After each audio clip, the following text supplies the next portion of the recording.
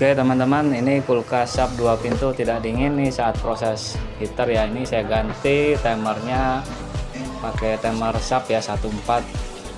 Nah, jadi aliran airnya nyala, kemudian nih ampere heaternya 0,8. Heaternya ini tidak bergetar saat heaternya bekerja ya teman-teman. Nah, ini di metal memutus, timer bergetar, namun belum ganti ke pin 4 ya, kompresor belum bekerja.